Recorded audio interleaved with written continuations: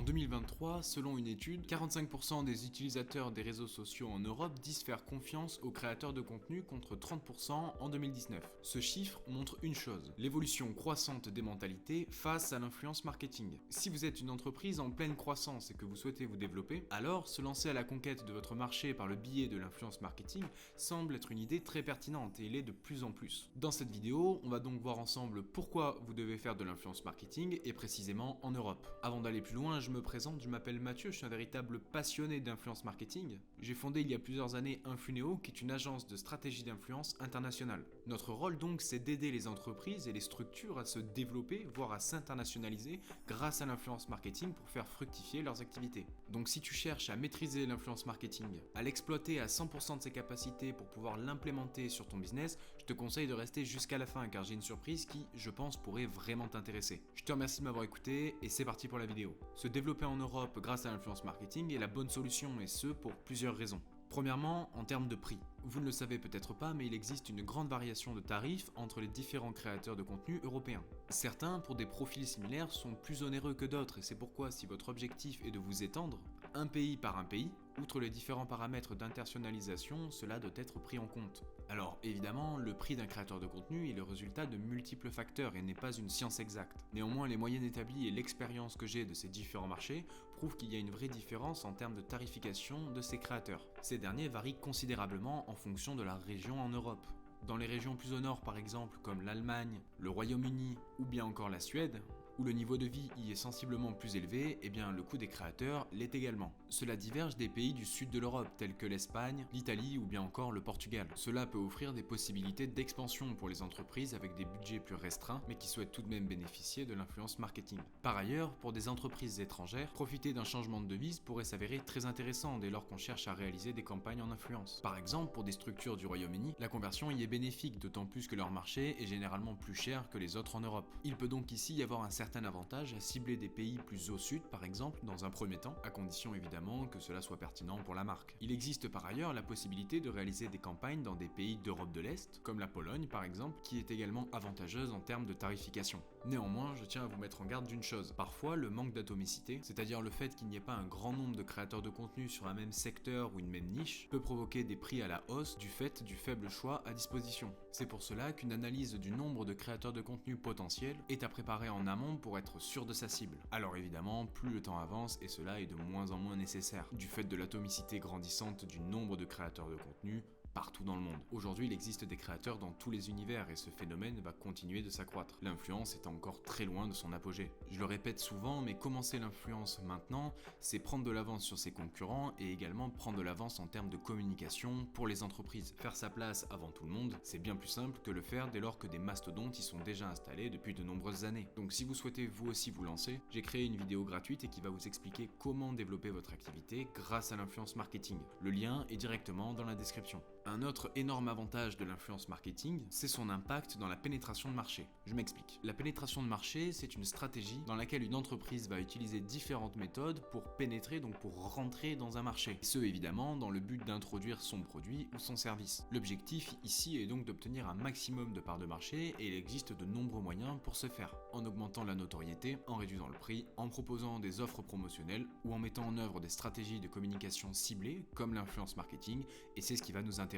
L'une des stratégies les plus pertinentes, vous vous en doutez, mais c'est d'adopter un angle local à son internationalisation. Appliqué à l'influence marketing, ça consiste à adapter sa campagne et son message pour chaque géographie spécifique, en travaillant donc avec des créateurs de contenu locaux. En d'autres termes donc, ça permet de découvrir une marque, un produit ou un service par l'intermédiaire d'une personne de confiance et véritablement prendre conscience que c'est adapté et personnalisé pour nous. C'est un point très fort et immuable de l'influence marketing dans son internationalisation ou bien dans l'attaque d'un nouveau marché. Qu'il soit lointain ou non, ça permet de cibler un nouveau marché de l'intérieur directement. Il y a donc plusieurs avantages à employer une stratégie locale d'internationalisation basée sur l'influence marketing. Premièrement, une compréhension des spécificités locales. D'un pays à l'autre, il y a évidemment de grandes différences en termes de culture, d'habitudes de consommation, de normes sociales, etc., etc. Prenons le cas d'une campagne de marketing en Europe de l'Ouest par exemple. il se pourrait que cette dernière nécessite une adaptation avec un changement de message pour fonctionner par exemple en Europe de l'Est ou bien même en Asie du Sud-Est. Dans un marché asiatique, un créateur de contenu local sera plus à même de s'approcher de sa communauté de manière adaptée en utilisant les codes culturels, que ce soit les gestes, les vêtements, les symboles, etc., etc., et en choisissant des exemples du quotidien que la population ciblée peut facilement comprendre. Ici, travailler avec des créateurs de contenu permet donc d'adapter le message. Cette personnalisation renforce la pertinence de la campagne et augmente les chances de succès car la marque se montre à l'écoute des attentes spécifiques du marché cible. L'adaptation culturelle, elle ne concerne pas exclusivement ces produits. Elle concerne également la façon dont le message est présenté, les supports de communication utilisés ou bien encore le type de langage employé lors des campagnes. L'influence permet donc de s'approprier ces codes de manière naturelle et rapide. Deuxièmement, cela apporte une confiance et une proximité supplémentaires. Utiliser l'influence augmente grandement la confiance que peut accorder une communauté envers une marque. Et évidemment, c'est absolument nécessaire dès lors qu'on souhaite pénétrer un nouveau marché. Si le discours n'est pas adapté ou trop généraliste, alors la perception d'une marque étrangère peut être compromise, surtout si les spectateurs ne la connaissent pas, ou bien qu'ils ne se sentent pas proches du message qui est véhiculé. En collaborant avec des créateurs de contenu locaux qui sont déjà connus et établis, les marques bénéficient donc d'une audience qui est déjà engagée, et qui donc forcément se sentira plus encline à faire confiance directement. Cette relation qu'entretient le créateur avec les personnes qui le suivent réduit donc le fossé de la confiance, qui peut exister lorsque la marque entre pour la première fois dans un nouveau marché. Troisièmement, cela permet d'atteindre une communauté qui est nichée et déjà engagée par le biais de la micro-influence dans un pays étranger. Coupler la pénétration de marché via l'influence marketing ainsi que la micro-influence est une combinaison tout à fait pertinente si on veut réussir sa campagne. Cela permet de cibler les niches de votre secteur et donc par ailleurs de profiter de tous les avantages de la micro-influence que l'on a vu lors d'une dernière vidéo. Ici, la pénétration de marché y est d'autant plus forte, car on s'adresse à des personnes crédibles du secteur, du pays ciblé. Et c'est évidemment une stratégie qui est énormément prisée par les entreprises à ce jour. Elles réalisent tout un tas de collaborations avec divers créateurs de contenu, dans le but d'avoir justement cette crédibilité,